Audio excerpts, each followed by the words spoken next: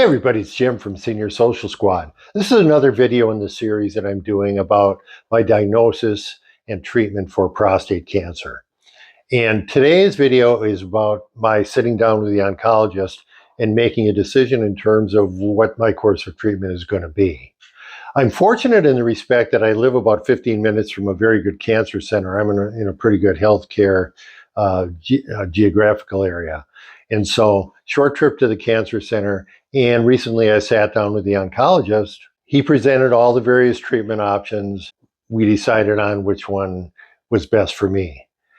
As we talk about this stuff, I'm going to try to present this in an unbiased educational format and give you the facts. Look up this stuff online, talk to your doctor, and ask a lot of questions. And I want you to understand whatever decision I come to, which I'll reveal at the end of the video, is the best decision for me. And whatever is best for you depends on your situation and on the advice that you get from your doctor. So really, there's three different treatment options. There's a couple other stray ones too. The first option for treatment is what they call active surveillance. And active surveillance is kind of just a wait and see approach. So what'll happen if someone is undergoing active surveillance, and that's usually if you have a Gleason score of like 6 or maybe a low 7 Gleason score, it's appropriate, and depending on your age and a lot of other factors. But basically in active surveillance, they do a digital rectal exam every 6 months, a PSA test, and probably an MRI every 6 months to a year, depending on how close of an eye they want to keep on it. So that may be one course of action. And I think for a lot of people in their like 50s and 60s, and it's just kind of the start, it may not be a bad way to go. The second option is radiation treatment.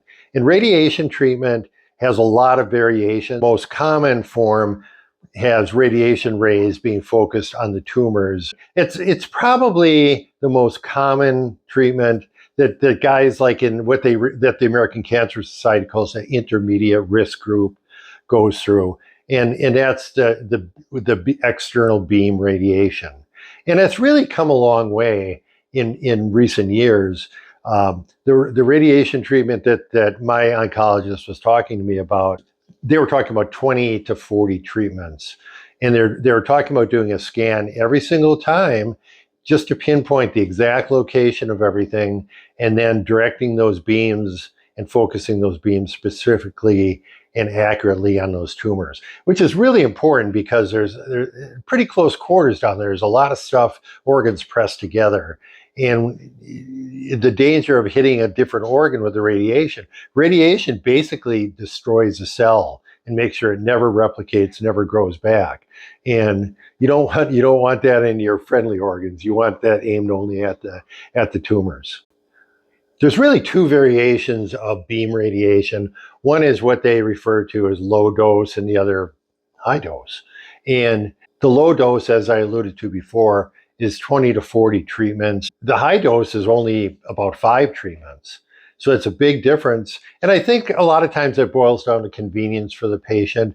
Do you want to undergo basically 8 weeks of treatment every weekday for 8 weeks, or even 4 weeks for the minimum of the 20 treatments?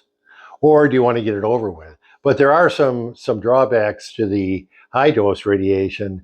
They have to implant gold chips into your prostate so that they can really focus radiation. It's absolutely imperative that they don't miss when they have that high dose.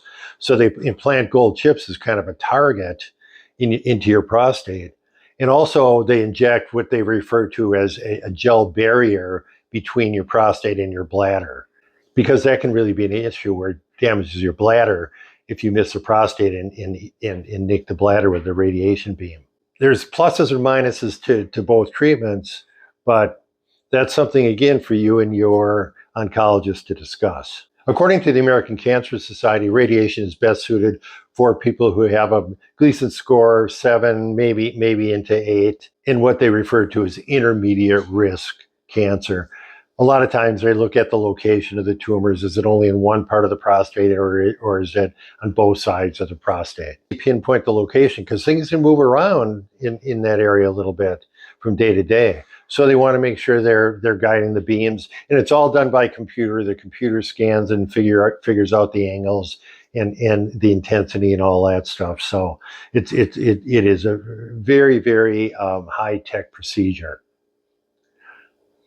The other form of radiation is implants. And we talked about those a little bit. That's basically implanting radioactive chips into your prostate. The other form of radiation is implants. And we talked about those a little bit. That's basically implanting radioactive chips into your prostate. Those are active for about 8 weeks or so, and they treat the cancer from within the prostate. Those are some of the choices you may encounter in terms of radiation. The third option, of course, is removal of the prostate. And that's a decision that a lot of people, I've actually, since I've been going through this, I've spoken to a number of people about it. And I've talked to a couple of people that have had their prostate removed. They said, I just want to get it over with, get it done, not have to worry about it anymore. And that is a very personal situation. Personally, I'm kind of for non-invasive stuff myself and my personal philosophy. But more power to them, and that means they don't have to worry about it. But there are some significant side effects to having your prostate removed. You have to kind of train yourself to not have your bladder leak because your prostate does a lot in terms of controlling that.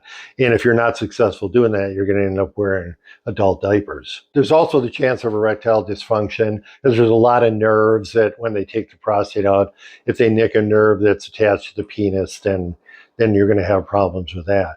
The good news in terms of prostate removal is surgery has come a long, long, long way over the years. It isn't a given anymore that you're going to have incontinence or ED.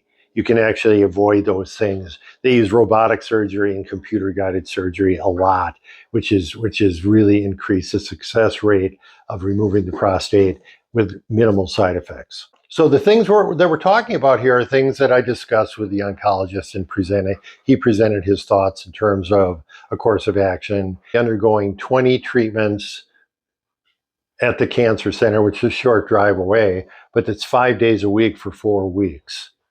And a treatment takes 5 days a week for 4 weeks.